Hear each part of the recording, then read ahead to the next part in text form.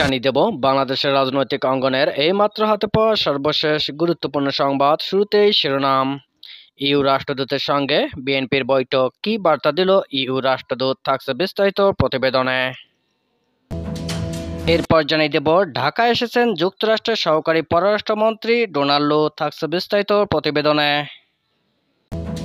আরও জানিয়ে দেব মার্কিন কোনো ইস্যুকে কেয়ার করি না বললেন ওবায়দুল কাদের, হঠাৎ কেন এই ধরনের মন্তব্য করলেন, থাকছে বিস্তারিত প্রতিবেদনে। এতক্ষণ শিরোনাম শুনছিলেন, এবার বিস্তারিত। ঢাকায় নিযুক্ত ইউরোপীয় ইউনিয়নের ইইউ রাষ্ট্রদূতের সঙ্গে বৈঠক করেছে বিএনপির একটি প্রতিনিধি দল। সোমবার 13 মে দুপুরে ইইউ রাষ্ট্রদূত চার্লস হোয়াটলির সঙ্গে গুলশানস্থ বাসভবনে এই বৈঠক হয়। বৈঠকে বিএনপির সাংগঠনিক সম্পাদক ও ফরেন অ্যাফেয়ার্স কমিটির সদস্য শামা ওবায়েদ এবং ফরেন অ্যাফেয়ার্স কমিটির সদস্য তাবিত আউয়াল উপস্থিত ছিলেন। বিএনপি সূত্রে এই তথ্য জানা গেছে। তবে বৈঠকের বিষয়ে বিএনপির পক্ষ থেকে আনুষ্ঠানিকভাবে কিছু জানানো হয়নি।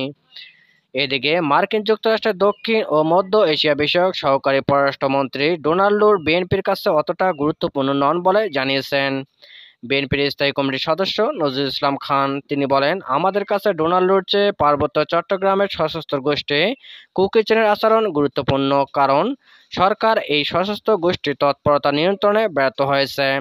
ডোনাল্ড লু ঢাকা সফর নিয়ে সোমবার 13 মে বিকেলে সাংবাদিকদের এক প্রশ্নের জবাবে এসব কথা বলেন নজরুল ইসলাম খান।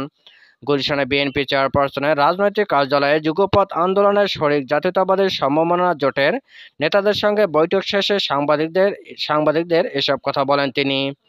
3 দিনের সফরে ডোনাল্ড লু আগামীকাল মঙ্গলবার অর্থাৎ আজকে ঢাকা আসছেন। গত 7 জানুয়ারি দ্বাদশ সংসদ নির্বাচনের পর যুক্তরাষ্ট্রের পররাষ্ট্র দপ্তরের জ্যেষ্ঠ কর্মকর্তা হিসেবে এটি তার প্রথম সফর।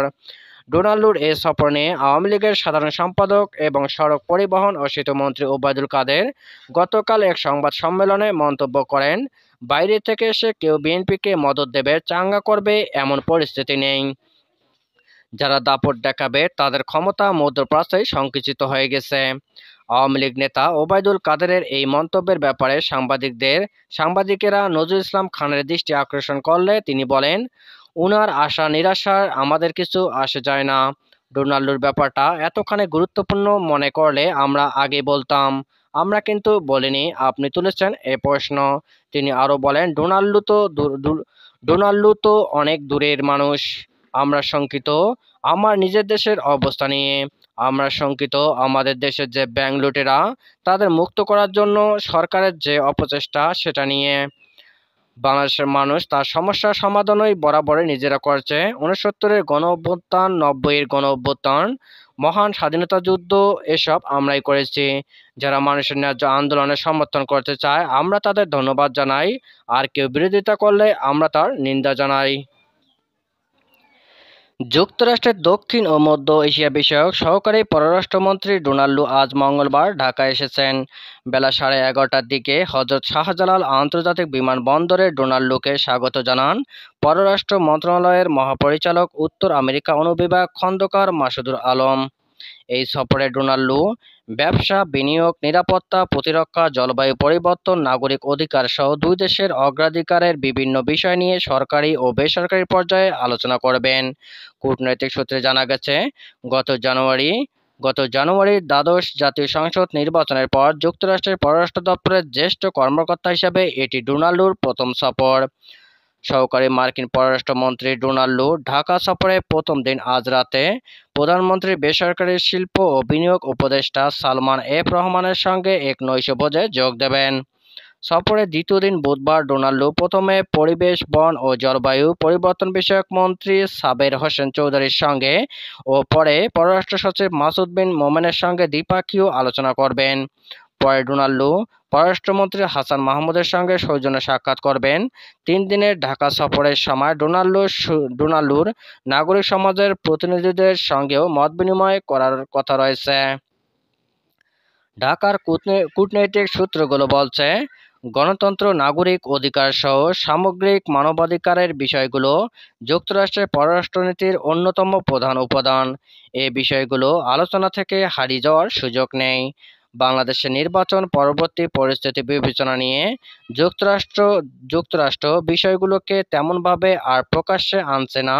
এমনকি লুর বাংলাদেশ সফরের বিষয়ে যুক্তরাষ্ট্রের পররাষ্ট্র দপ্তরের বিবৃতিতেও প্রসঙ্গগুলো নেই। তবে এই বিষয়গুলো যাতে সম্পর্ক এগিয়ে নেওয়ার পথে বাধা না হয় তা বিবেচনা নিয়ে সহযোগিতা অন্য উপাদানগুলোকে সামনে রেখে এগিয়ে যেতে চায় দুই দেশ।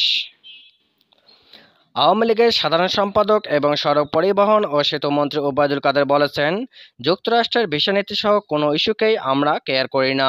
মঙ্গলবার 14 মে সচিবালয়ে সাংবাদিকদের কাছে এমন মন্তব্য করেন তিনি।